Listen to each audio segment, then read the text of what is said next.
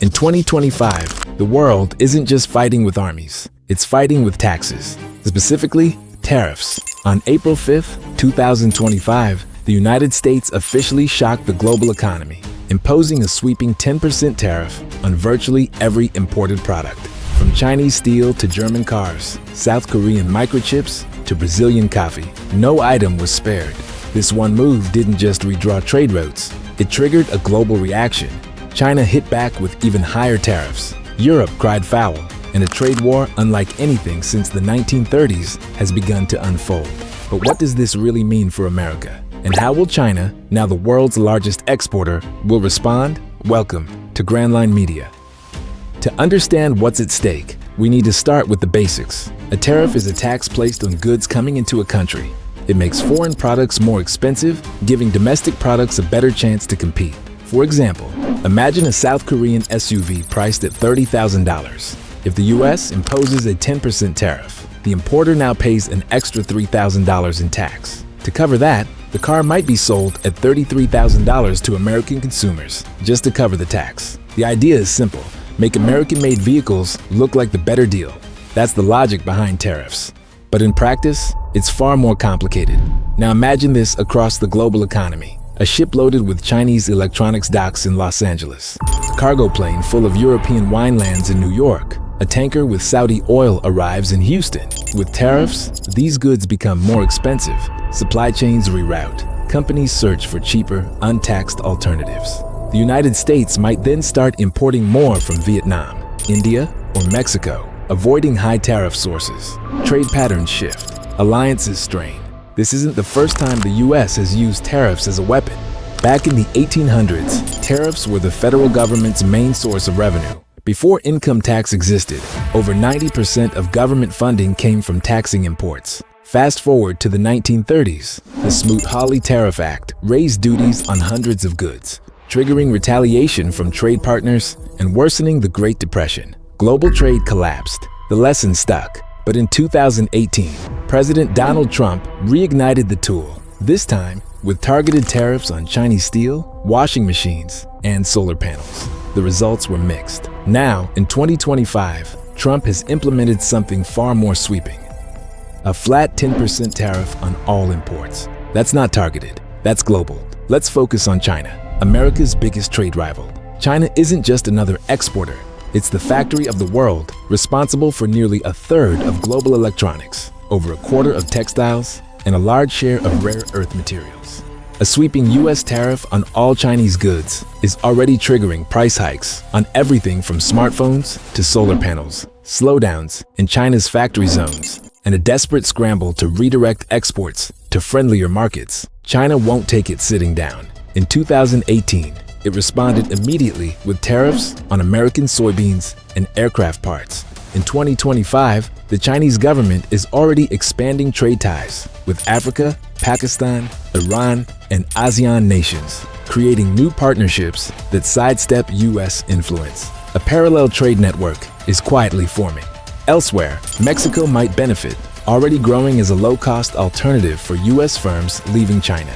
Vietnam and Thailand could absorb even more investment. Germany, heavily reliant on exports, risks losing access to American buyers. Taiwan's semiconductor exports might be caught in the crossfire. We've seen how tariffs can shift economies before. In the 1960s, a trade dispute between the US and Europe led to the Chicken War. The US imposed a 25% tariff on German trucks in retaliation.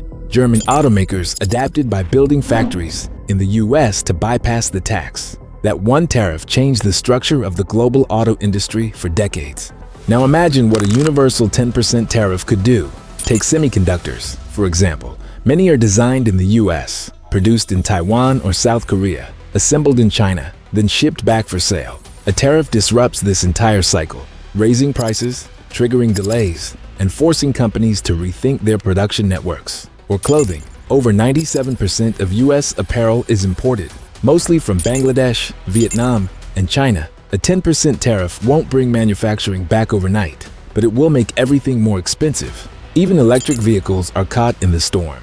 Chinese EV giant BYD is expanding fast. The European Union has already responded with steep tariffs. The US may follow, pushing production into neutral countries like Mexico or India. Supporters of tariffs argue they will bring back jobs, encourage companies to build in the U.S., and raise tax revenue without increasing income taxes. Critics point to inflation, supply chain shocks, and higher costs for American families. In 2018, the U.S. government collected $82 billion in new tariff revenue, but consumers paid $1.5 billion more for goods like washing machines and dryers. That's nearly $815,000 in costs per job created.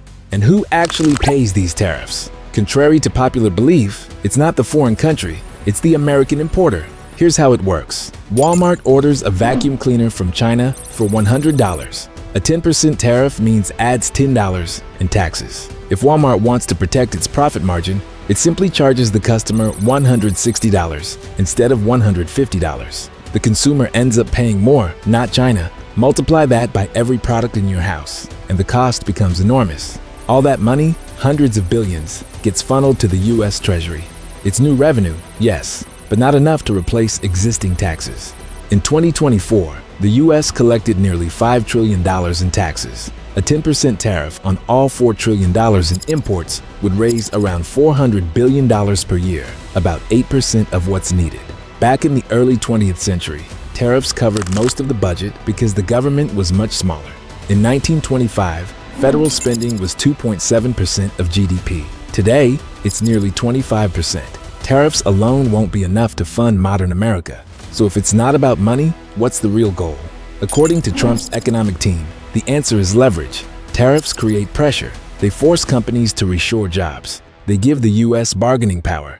They're a tool to reshape not just trade, but the global rules that govern it. It's a strategy to reward aligned nations and penalize rivals. As the U.S. enforces a sweeping 10% tariff on all imports, the question isn't just economic anymore, it's geopolitical. How will the world react when the largest consumer market turns protectionist?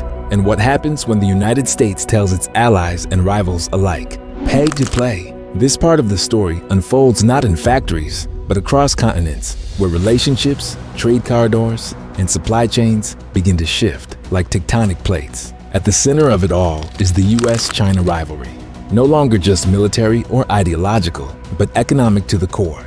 For decades, China built its rise by exporting goods to the US, from cheap textiles in the 90s to electric vehicles and semiconductors in the 2020s. China has relied on access to American consumers. In 2025, China remains the US's top trading partner, with over $575 billion in goods exchanged last year. But with new tariffs, China's supply lines to the US start to shrink. China now faces two choices: retaliate or diversify. In 2018, it responded to US tariffs by targeting soybeans, aircraft, and energy exports. In 2025, it's adapting more aggressively.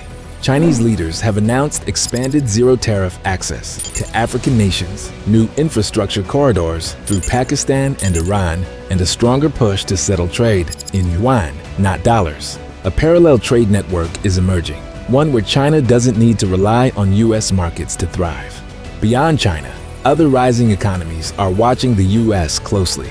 Brazil, India, Russia, South Africa, and their BRICS Plus partners have launched a new trade framework in 2025, the Global South Trade Compact. The compact includes lower tariffs between member nations, deeper investment in regional manufacturing hubs, and new platforms for settling trade in local currencies. This is more than economics. It's a coordinated move to reduce dependence on US markets and dollar-based trade, and each new American tariff accelerates that shift. The United States and Europe are close political allies, but economically, they're drifting. In 2025, US officials have floated tariffs on European cars, pharmaceuticals, and agricultural products. The rationale is national interest, but in Brussels, it's seen as betrayal. France and Germany have pushed back strongly. European leaders have begun exploring alternative markets in Asia and Latin America while bolstering internal trade within the EU. Earlier this year, the European Union responded to a flood of Chinese electric vehicles by imposing tariffs of up to 38%. European industries are now caught in the middle, caught between Chinese supply and American markets. Washington's tariffs could fracture transatlantic unity in ways sanctions and defense debates never could.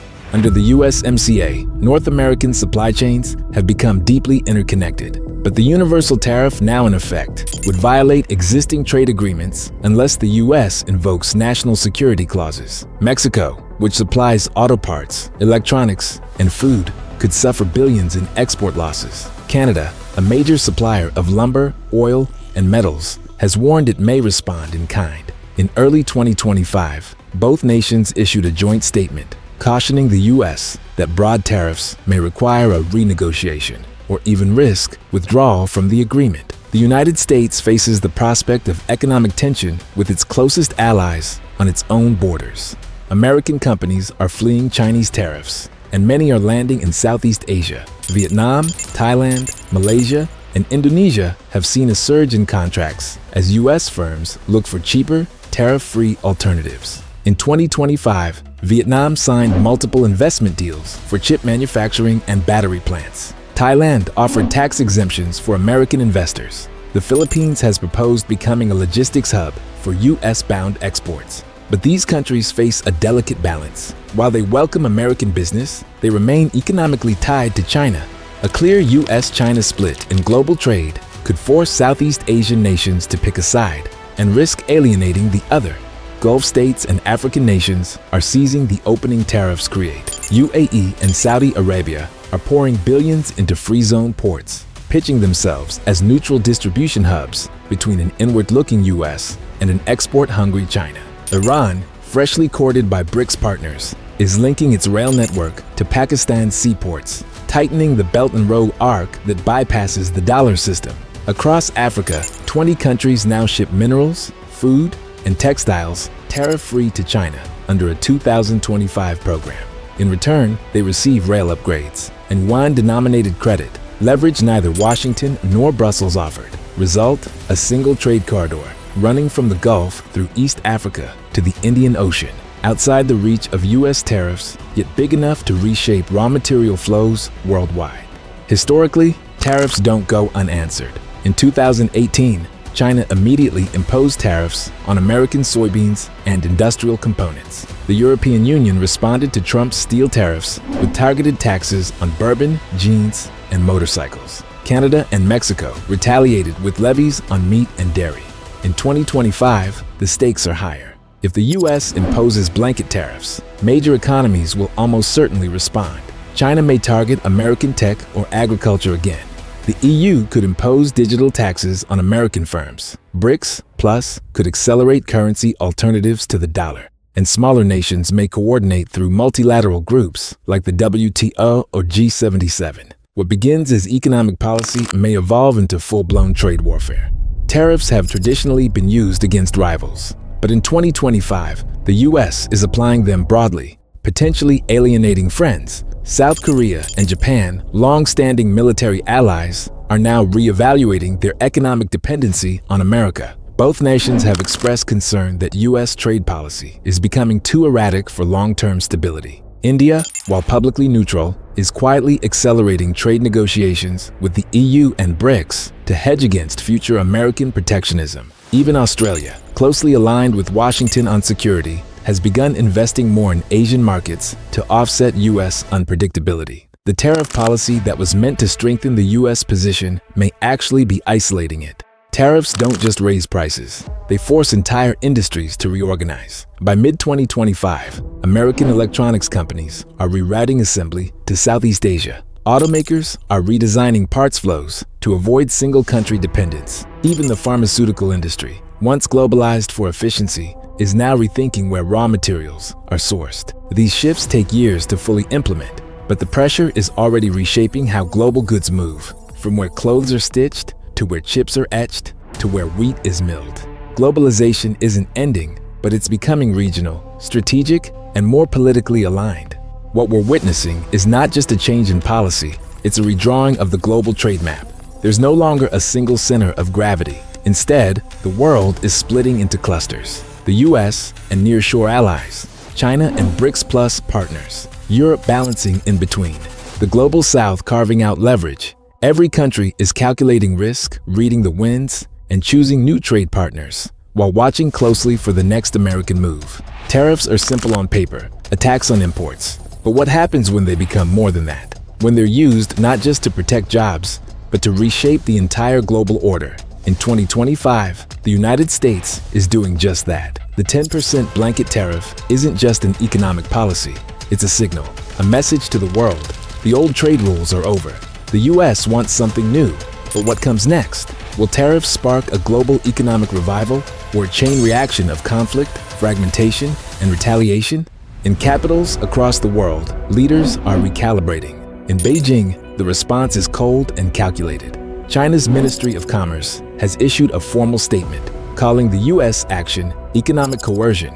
Beijing has pledged to target key American exports, aircraft, agricultural goods, and pharmaceuticals. The Chinese central bank has accelerated efforts to internationalize the yuan. Trade deals with Russia, Brazil, and the Gulf states are now settled in local currencies. If tariffs are the U.S. weapon, China's answer is currency decoupling. In Brussels, the European Union is less confrontational but equally concerned. European leaders argue that the tariffs violate WTO rules and are preparing legal challenges. At the same time, they're quietly tightening trade with Asia and Latin America to reduce exposure to American policy shifts. And in the global south, from Africa to South America, there's a quiet opportunity. Countries historically sidelined in global trade are now being courted by both East and West, each offering better terms in exchange for alignment. A new game has begun. In the short term, the world feels the pinch. Shipping costs surge as firms reconfigure supply lines. Factories pause production while executives renegotiate contracts. Prices rise across the board, from smartphones to sneakers, from food to fuel. In the US, inflation ticks up again. Though domestic manufacturers see some gains, consumers bear the brunt. Lower-income families, who spend more of their income on imported goods, feel it first. Retailers adjust. Some pivot to regional suppliers. Others pass the cost down the line. The American economy doesn't collapse, but it doesn't soar either. Growth slows. Markets fluctuate. The dollar strengthens as investors seek stability, but that only makes exports harder to sell. Tariffs are doing what they always do, shifting pain from one sector to another. But behind the economics, strategy is unfolding. Trump's advisors, including former hedge fund managers and trade hawks, are playing a long game. Their belief that the world needs access to U.S. consumers more than the U.S. needs their goods. If the tariffs force countries to accept new terms, reciprocal access, stricter IP enforcement, or currency cooperation, the U.S. wins. But that's a big if. In 2025, countries like Germany, India, and Indonesia are no longer passive. They have alternative markets. They can pivot east or south.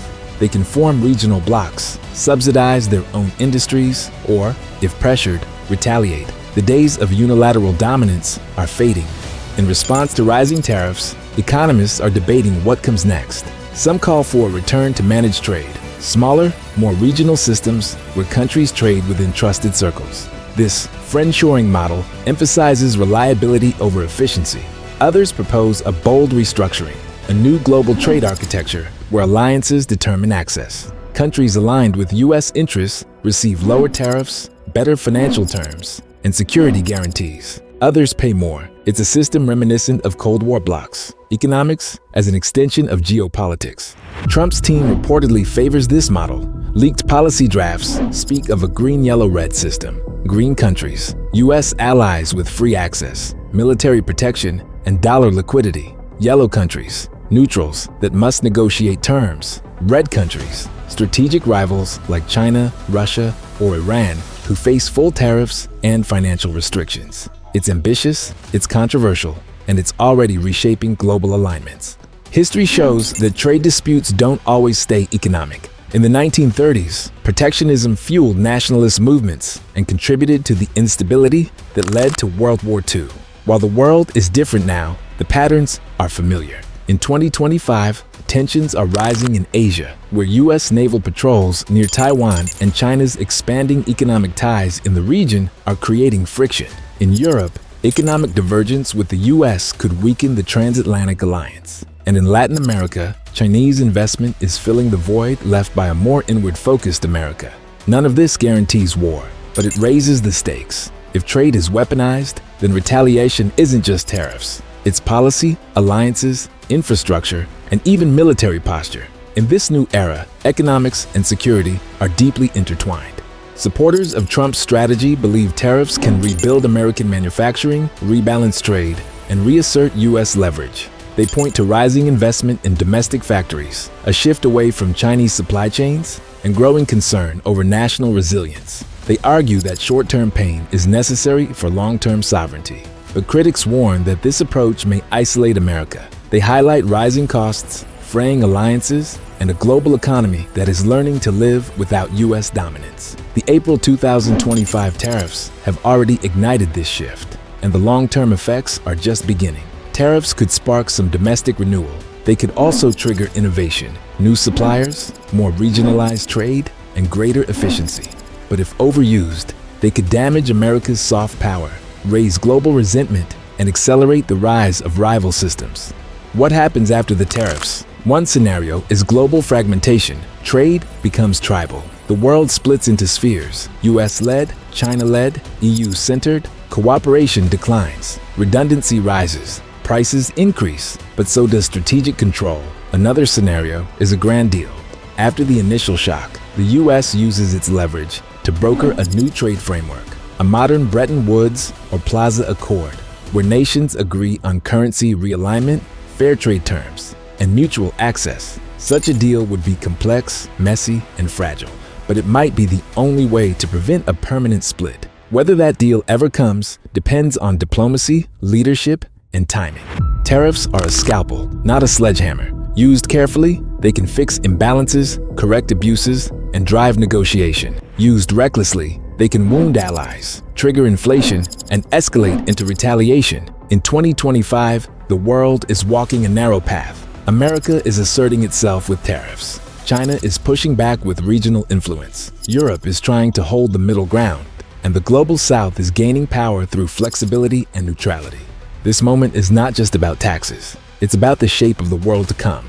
Will tariffs rebuild the American economy? Will they force China to compromise? Or will they break the global system as we know it? In the end, tariffs are not just about goods. They're about values, sovereignty, fairness, power, control. The decisions made now by leaders in Washington, Beijing, Brussels, and beyond will echo across borders, supply chains, and generations. We are witnessing a trade revolution. The only question is, who will come out on top and at what cost?